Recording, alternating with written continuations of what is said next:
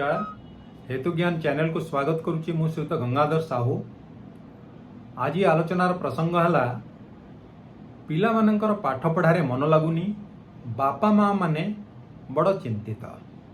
चिंता करेनि करेंगे जेहेतु तांकर पुओ बा झियो पाठ पढ़ुची किंतु कंसंट्रेट करि पारुनी, व्यस्त विब्रत होउची, इयाड़े सियाड़े पढ़ौची, पाठ पढ़ारे ठकुची, तेणु सी चिंता करवा स्वाभाविक।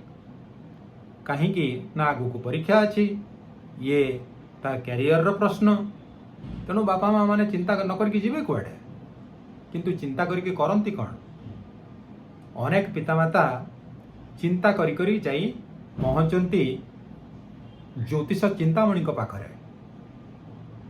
ज्योतिष चिंतामणि भावंती आसीगला, गोटे खाद्य गोटे शिकार जड़े ग्राहक, तेणु सी तांकर जो ज्योतिष विद्या जो प्रोफेशनल ट्रिक्स अच्छी ताको अप्लाई करती एवं हॉरोस्कोप टी पढ़िकी कहती आपण को पुओ बा झियो बड़ खराब समय देखी चली वर्तमान, तार शनि दोष पड़ी, रवि दोष पड़ी, से राहु केतु तापरे बहुत बड़ रागिचंती। बृहस्पति महाशय गोटे घर आउ गोटे घर को जावाई 4 वर्ष नेबे। यही भली ज्योतिष भाषा रे बा तांकर जो टेक्निकल लैंग्वेज रे तांको बापा माँ को एमती भयभीत करती जे बिचारा ज्योतिषंकर शरण न नहीं आ बाट नाही। सीधा हाथ जोड़िक कहती आज्ञा किसी तो करंतु, जदि समस्या अच्छी किसी समाधान बाहर करंतु। ज्योतिष तो यही समय को ठीक अपेक्षा करथिले, तापरे से तांकर दे दियंती निदान। कौन सब कहते निय गोटे मुदी पिंध, यही पत्थर लगा, पूजा कर, दान दक्षिणा दिय इत्यादि इत्यादि कही था। आपण जीवे कुआडे? घर गणाने तो पशिचंती, तेणु निश्चित भाव से खर्च करेंगे एवं हजार हजार टंका बांती करेंगे। ये है गोटे प्रकार ट्रीटमेंट, आपको कह जाउची एस्ट्रोलॉजिकल ट्रीटमेंट। तामाने जने एस्ट्रोलॉजर आपणकर हॉरोस्कोप देखी डायग्नोसिस करी आपण को किछि प्रेस्क्रिप्शन दियंती एवं तार ट्रीटमेंट करती। तामाने यही समस्यार कौन यही गोटे ट्रीटमेंट अच्छी ना, ट्रीटमेंट अच्छी अन्य गोटे जगार। आपण जानतु जे मेडिकल साइंस रे यही जो कंसंट्रेशन रो जो अभाव थाए ताकू कहती ADD, अटेंशन डेफिसिट डिसऑर्डर। तामाने मेडिकल साइंस रे यदि ADD अच्छी तामाने मेडिकल साइंस निश्चित गवेषणा करिछि, तामाने मेडिकल साइंस रे मध्य डायग्नोसिस, प्रेस्क्रिप्शन, ट्रीटमेंट इत्यादि अच्छी।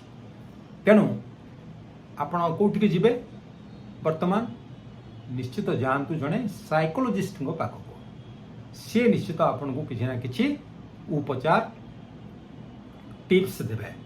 तेणु यही समस्यार समाधान तांको पाखरे मध्य अछि। तेबे मु ना गोटे एस्ट्रोलॉजर ना जड़े psychologist, I am a rationalist. तेणु रेशनलिस्ट दृष्टि मु आपन को मध्य किछि टिप्स देबी जो गुडिक आपन को काम रे आसीबो। मु आपन को बुझेई रखे जे this ADD, attention deficit disorder, is a result of mental problem, psychological problem, physical problem, social problem and family problem। तामने एते गुड़िए समस्यार समाहार रु ADD उत्पन्न होता है, अटेंशन डेफिसिट डिसऑर्डर। तेणु यार निराकरण मध्य ए समस्त पाखरे अच्छी। तामने माइंड रे अच्छी, बॉडी रे अच्छी, फैमिली रे अच्छी, सोसाइटी रे अच्छी, सबठी अच्छी। Got it? एबे मु आपन को से रेशनलिस्ट लैंग्वेज रे बुझेबी जे ए ADD टा कोन। आपण मांकड़ देखिचंती निश्चित। मांकड़ रो एक्टिविटी को ऑब्जर्व करचंती, you must have observe.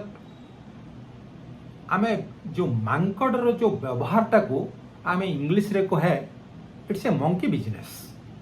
तामाने mischievous activity, गोटे जगार से कंसंट्रेट करि परिबनी monkey, monkey always starts jumping from one branch to another branch, from one tree to another tree, from one place to another place.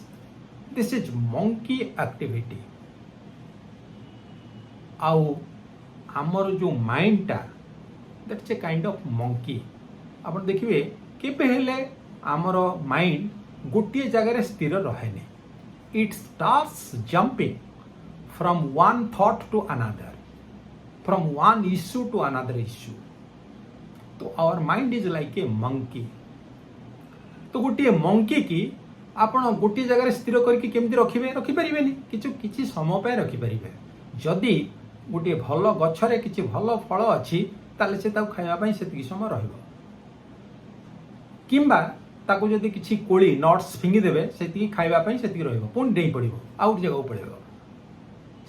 ତାହେଲେ ଯଦି ମଙ୍କିର ଉପଚାର ସେଇଆ ଅଛି କି ଏତିକି ସମୟ ସେ ରହିପାରିବ, ଆମର ଯେଉଁ ମଙ୍କି ଲାଇକ୍ ମାଇଣ୍ଡ ଅଛି ତାକୁ ରଖିବା ପାଇଁ କ'ଣ ଦରକାର?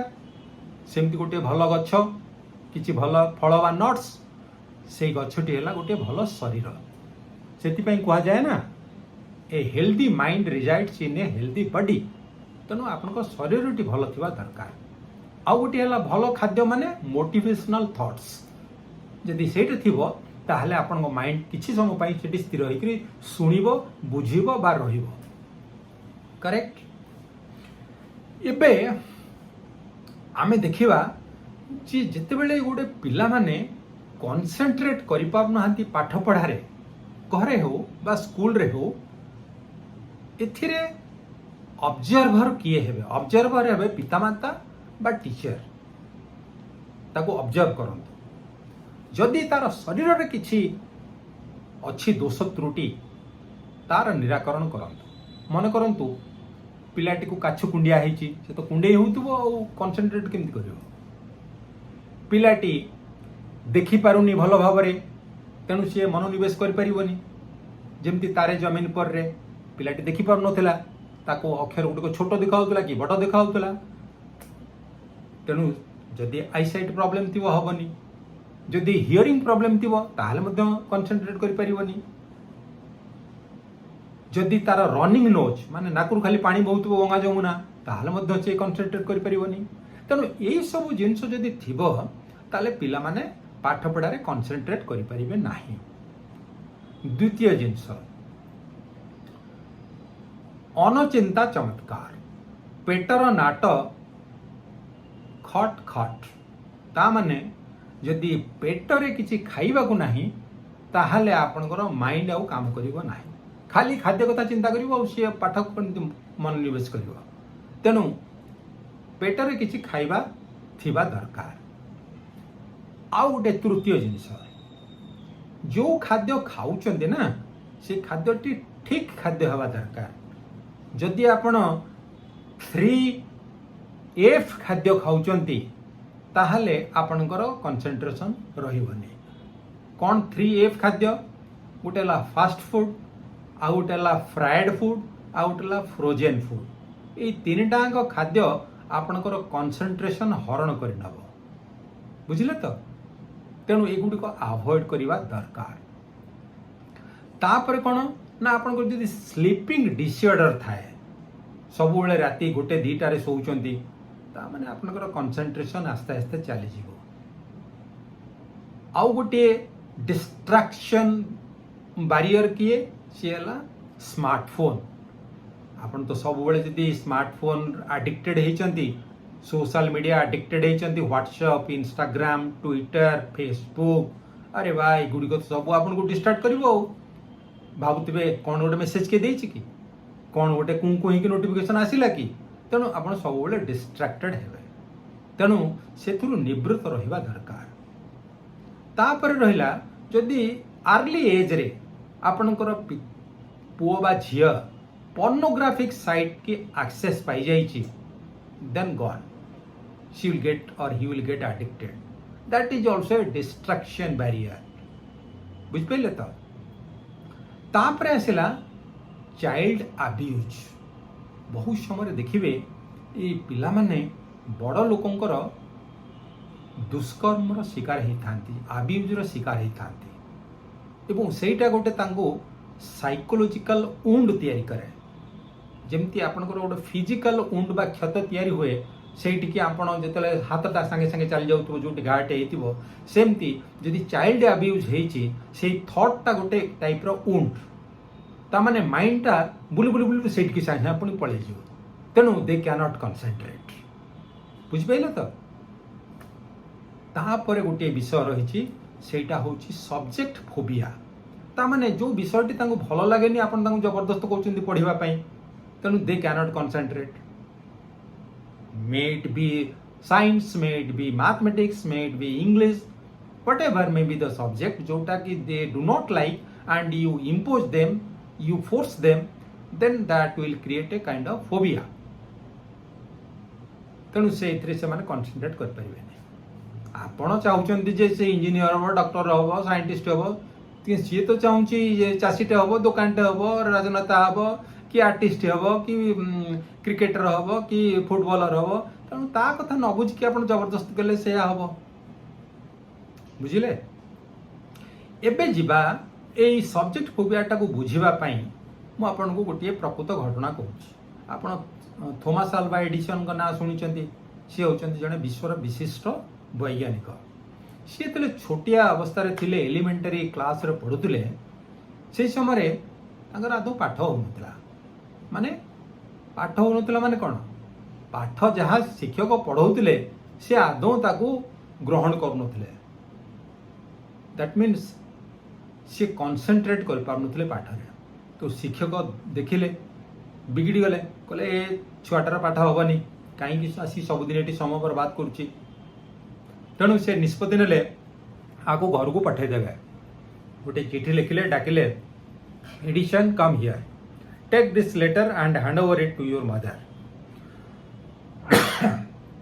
एडिशन चिठी नहीं माँ को देले माँ से चिठी खोलिक पढ़िले देखिले लिखाई जे एडिशन पाठ पढ़ी पारिबनी गध छुआटा पाठरे मनोनिवेश करि पारुनी रादर ताकू घरे रखी पढ़ाइबा कथा पढ़ातु एटिकी छाड़िकी अन्न पिलामानकर समय नष्ट करतुनि माँ देखिकी ओरिड हो गले चिंतित हो गले सी गॉट शॉक्ड किंतु सी वाज वेरी इंटेलिजेंट तेणु सी कौन कले she did not allow her I mean thoughts to come over her face कौन से भावुं से समय मुहर आसवाई देले से संगे संगे कहले कहले अरे बाबा एडिशन तुम सार देखिले जे तू बहुत ब्रिलियंट पिला अच्छु इंटेलिजेंट पिला अच्छु तू जहाँ पाठ पढ़ुचु अन्य मान से स्तर में नहांती तेणु सार कहले जे यही पिला घरे रही